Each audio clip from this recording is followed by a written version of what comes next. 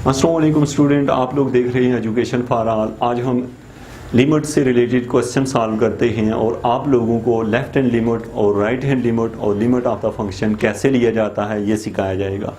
तो स्टूडेंट, आपको different type के प्रॉब्लम से वास्ता पड़ता है।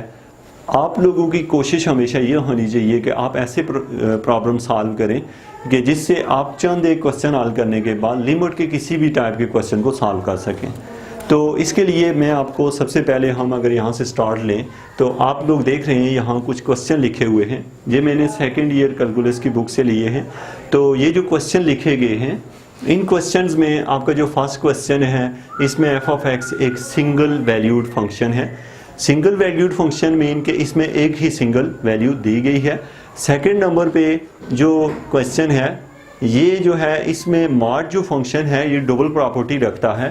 डबल प्रॉपर्टी मीन के मार्ट को यहाँ से अगर ख़त्म किया जाए तो एक प्लस साइन और एक माइनस साइन आता है। थर्ड वन जो है ये हमारे पास एक फंक्शन दिया हुआ है। और जो फोर्थ वन है इसको हम पीस वाइज फंक्शन कहते हैं। पीस वाइज फंक्शन इसलिए कि ये पार्ट्स में दिया गया है।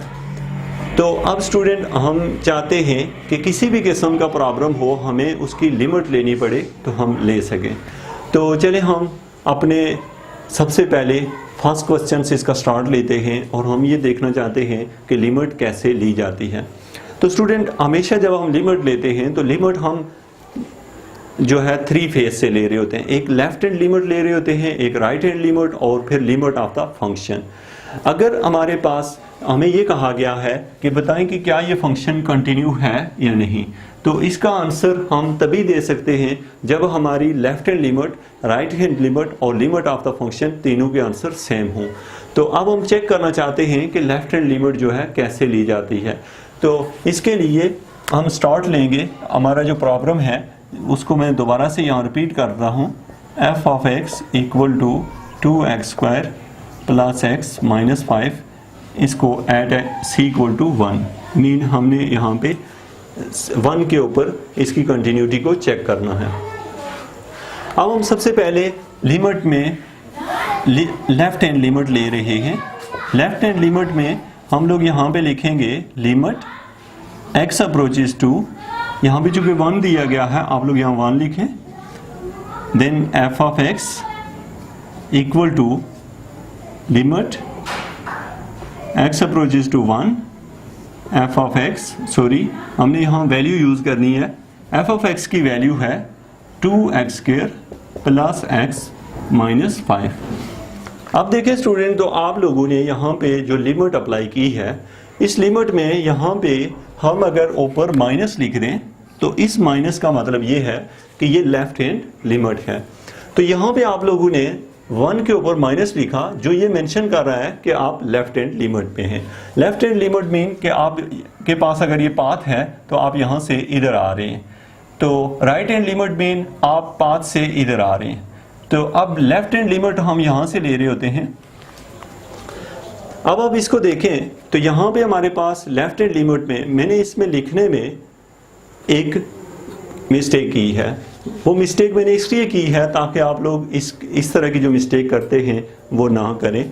तो इसमें देखें, हमने जब फंक्शन को यहाँ पे लिखा, अगर मैं इसको यूं लिखूंगा तो इट मीन कि ये लिमिट ओनली दिस वन यानी फर्स्ट फंक्शन के ऊपर अप्लाई होगी। और अगर मैं इसको ब्रैकेट में लिखूं तो इससे ये मतलब लिया जाएगा कि ये लिमिट सारी वैल्यू के ऊपर अप्लाई की जाएगी। तो स्टूडेंट, यहाँ पे आप लोग जब लिमिट अप्लाई करते हैं तो हमारे पास यहाँ पे एफ ऑफ एक्स है। लिमिट में यहाँ पे इसके ऊपर माइनस है, माइनस मीन के लेफ्ट हैंड लिमिट है, बाकी इसका कोई मीन नहीं है। ये ना हो कि आप इसकी जगह यहाँ जाके -1 पुट करें। डायरेक्ट से हम यहाँ पे पुट कर देते हैं 1, इसका स्क्वायर प्लस 1 और -5। तो इसमें वैल्यू सब्स्टिट्यूट करने से ये आ जाएगा 2 + 1 - 5। तो इसको सिंप्लीफाई करें तो ये हमारे पास आता है -2। तो ये स्टूडेंट, आपने देखा कि आपने लेफ्ट हैंड लिमिट को सॉल्व किया, आंसर आया है -2। लेकिन आपने यहाँ पे ये जो माइनस साइन है, just it indicate the left hand limit, और कोई इसका रॉन्ग मीनिंग आपने नहीं लेना, इसकी जगह कुछ और नहीं पुट करना, यही वैल्यू यहाँ पुट की जाती है।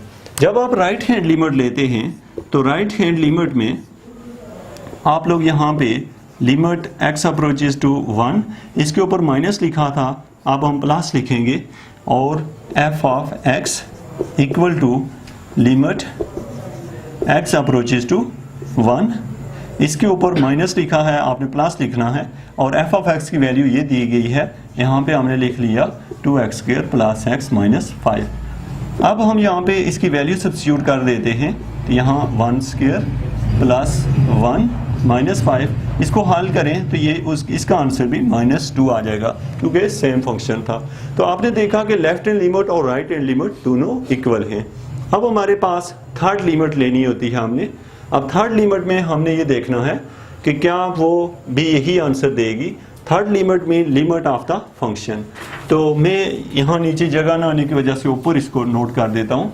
इसको मैं यहाँ पे लिखता हूँ लिमिट x अप्रोचेस टू 1, इसके ऊपर प्लस या माइनस कुछ भी नहीं लिखेंगे, और फिर f of x equal to limit x approaches to 1, और f ऑफ x जो है वो यही वैल्यू है,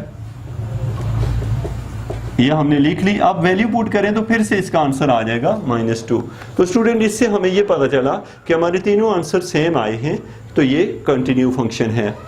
लेकिन स्टूडेंट अब हमारे पास ये है कि आपके जहन में एक क्वेश्चन आ रहा होगा, यहाँ फंक्शन ही एक ही है, माइनस प्लस की वजह से कोई फर्क ही नहीं पड़ रहा, तो आंसर तो सेम आएगा, तो क्या इस तरह तो हर सवाल कंटिन्यू होगा? तो बिल्कुल राइट हैं आप, क्योंकि ये सिंगल वैल्यूड फंक्शन है, और सिंगल वैल्यूड फंक्शन, और हमें ये दिखाई भी दे रहा है कि ये इसका आंसर हमेशा सेम आएगा, ये कंटिन्यू फंक्शन है। तो हम नेक्स्ट जो एग्जांपल जब लेंगे तो उसमें हम देखेंगे कि ये फंक्शन डिसकंटिन्यू कब होता है।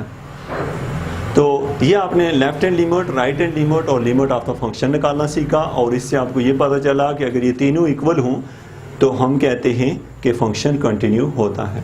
Thank you very much for watching education for all.